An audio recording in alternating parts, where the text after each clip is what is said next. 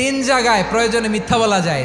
এক নাম্বার, আপনার ওয়াইফকে খুশি করার জন্য, সে একটু এরকম না বলে একটু কৌশল করে বললে খুশি হবে, ওটা বলা যায়। দুই নাম্বার, জীবন মরণের ব্যাপার, যান বাঁচানোর জন্য একটু কৌশল করে ঘুরিয়ে বললেন, এটা জায়েজ। তিন নাম্বার, দুইজন ঝগড়া লাগছে তাদেরকে মিলিয়ে দেওয়ার জন্য কৌশল করে একটু মিথ্যা বলা, ঘুরিয়ে বলা যায়। দুইজনের মধ্যে দেখলেন যে সম্পর্ক খারাপ, একজনরে বললেন, ভাই সে তো ওই দিন আপনার ব্যাপারে অনেক প্রশংসা। কি আমার ব্যাপারে প্রশংসা? কি বললো? এই বললো আপনি নাকি এই করছেন ওই করছেন, অনেক প্রশংসা। লোকটার মন খুশি হয়ে যাবে তার ব্যাপারে, ঠিক কিনা?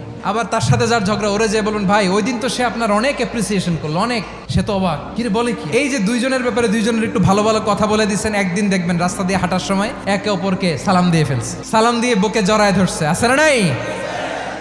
আবার মিলমিশ হয়ে গেছে। কিন্তু আমাদের স্বভাব হইলো, দুই প্রতিবেশী যদি একসাথে বসে একসাথে হাঁটে, দূর থেকে দেখলে আমাদের জ্বলে, আছে না নাই? ঘটনা কি? এই দুইটার মধ্যে এত মিল কে? এই দুইটার মধ্যে গিরিঙ্গি লাগানো যায় কিভাবে? আল্লাহর কাছে তওবা করেন, এই মানসিকতার যেন আমরা না হয়, আমরা মিলিয়ে দিব।